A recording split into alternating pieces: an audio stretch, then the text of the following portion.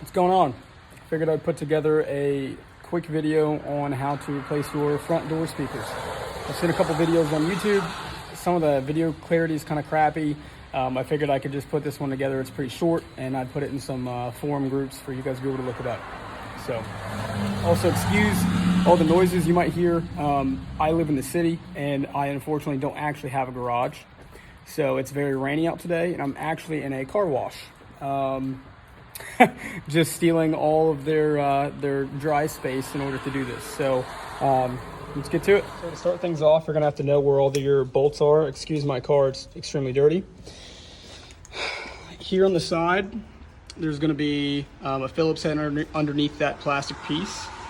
There's another one on the bottom, and then there's one down here as well. Then once you get in here, inside of this little compartment, there's I think it's a 5mm Allen key. There's one behind this plastic piece, and then there's one inside the door that I'll show you in a second.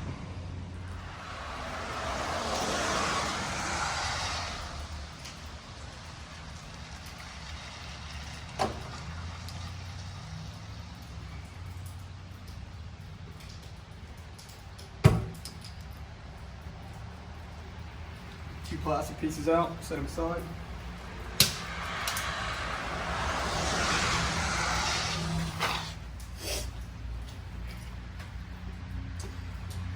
These rubber compartments that are in here are pretty easy to get out. There's the one inside here. Take it out, set it aside. This one that's inside of this door frame, there's a little bit of an opening that you can use to kind of wedge this out. It's not in there too heavy though, too hard. That one's out.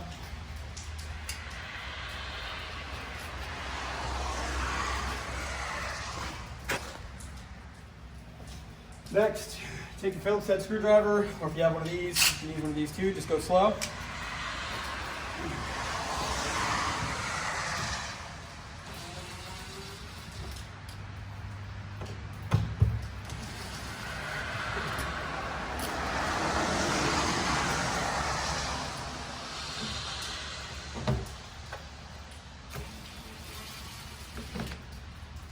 And then you have 3 Phillips head screwdrivers. And then feed Phillips head screws. Set those aside.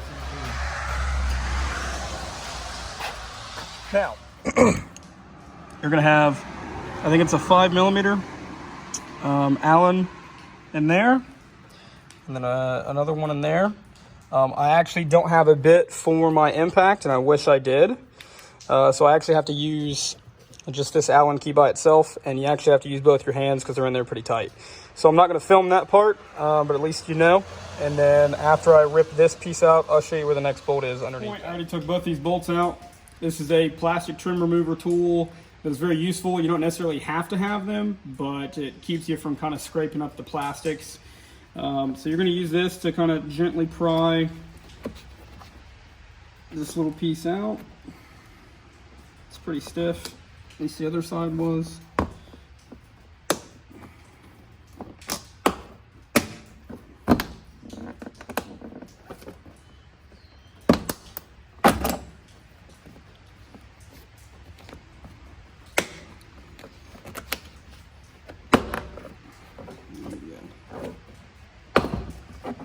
Now, when you pull this out, there's my flashlight.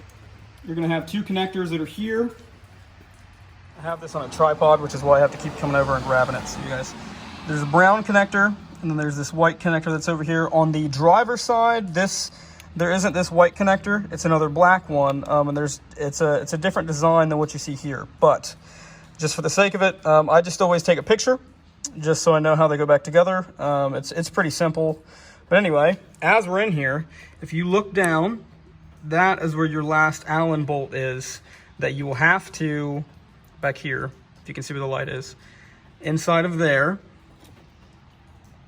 is where your last bolt is that you will have to get in order to take this panel off. Now when it comes to taking this panel off, we have all the bolts out. All that's left are these plastic clips that are on the inside. I take this pry tool and I will gently pry my way around the door I didn't break any on the last time, and I just went really slow and was really gentle. I've seen other people break all of them when they come off, so it kind of just depends on how violent you are. But hopefully I can get this one off without breaking anything. So I'll just start down here. Wedge this in between the metal door and the plastic panel. And gently just start to pry. Work my way up a bit. Sometimes it slips out, you gotta do it again.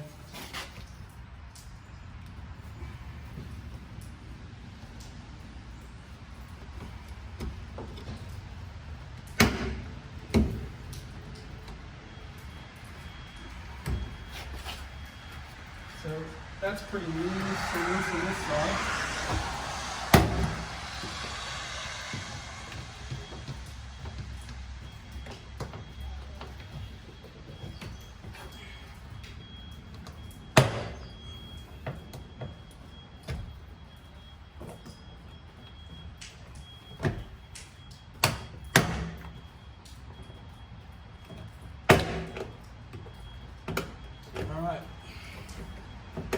So this is pretty loose. I don't think I've broken anything yet. And then what you're going to do, whoops, I'll have to edit that later. What you're going to do is you're going to take this whole door, lift it up and out. That's how you get this windowsill, the seams in this window come out.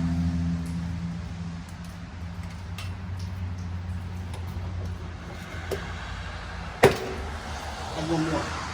But work your way up. There's two that are right up here that must not have went. It's completely free now. And you just kind of shimmy it up and out. Then you have your door panel off.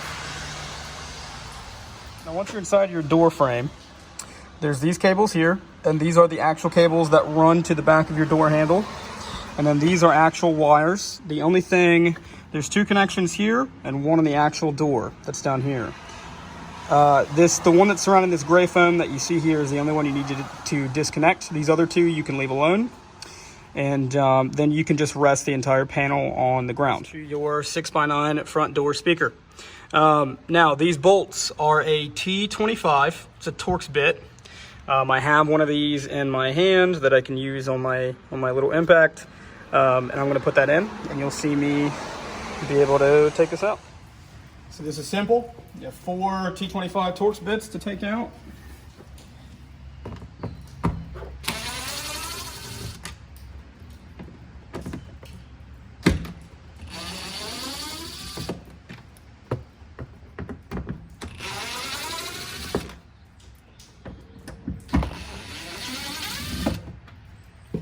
Put those screws aside so you don't lose them.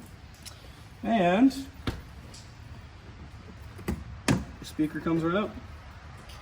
Simply disconnect them. And there you go. So what I put in my doors, I have a full Rockford Fosgate punch system. So I have the 3.5-inch speakers up front. Those are punches. And then this is the 4-way 6x9 punch from Rockford Fosgate. I believe it's the P1694. It's a great speaker, especially when you look at how crappy these stock ones are. Like, my gosh, man. Quality is just amazing. You can tell by just the weight of the magnet, how big it is. I love the Rockford Fosgate Punch series. Anyway, the reason I'm getting to this is you need a Metra wiring kit. They're just little harnesses, not a kit, that really help you put these in because they clip right in. The problem I ran into with these Metra kits is that these are extremely narrow and they actually do not fit onto your prongs for the speakers. So these are too small. So what that means for me is that I had to cut these off, go to the hardware store, grab some of these myself and put them on myself. And then the last thing I wanted to talk about is that when you look at the harness that's in your door, you will notice that your positive and your negative are actually flipped from the factory harness. And what I mean by that is, as we come over here and look at this, on the right side it's purple, on the other side I forget what it is, but you will see here, if I can get it to focus, one of these wires is purple with black, and then the other wire is purple with brown or yellow, and this just will not focus. Well, you can still see it even though it's kind of out of focus. So what I had to do is, when I put the other speakers in on the other side, I actually had to flip the wires around so your negative would be negative and your positive would be positive. They'll still work, but what it will do is it will create your speaker. It'll make it a sucking motion instead of an out motion. So it's just a different sound for speakers that I just don't particularly like. But I'm going to go ahead and cut these. I'm going to put them on the speaker, and then I'll flip them. So that way when I actually put it into the door, they'll be right. For the sake of clarification, the harness that you need is part number 726514 from Metra. And this plastic tab will fit right into the other ones. It's just these that I'm flipping. And I know this looks really ghetto. Normally I'll use shrink wrap or something like that.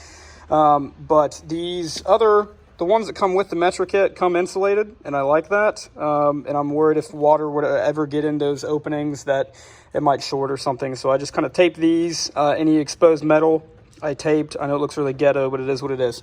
So for the sake of clarification, your black, which is normally your ground, is actually going to go to your positive. And then when you take your negative, you'll take the white, which normally is your positive, and put that on the negative. So that way when you put it into the car speakers, or when you put them into the door, negative will be to negative and positive will be to positive. Hopefully that makes sense. So now we're just going to put this in. I run this screw in just as like a guide, so when I clip it in, I can immediately run it in with the gun. You're not fumbling with it.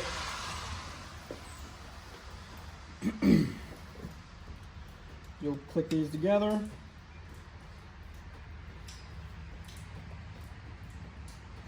Those are in.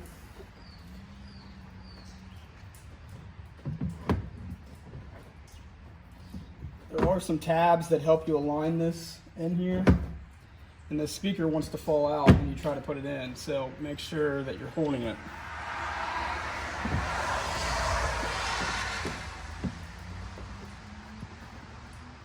There we go. So I just put one in, that way it holds it. We'll turn the radio on, make sure that we're getting sound out of it and that it works, and then you just put everything back together. At this point, I have checked them. I know that they work. I'm getting sound out of them. And so I'm just going to reverse pretty much everything I've told you.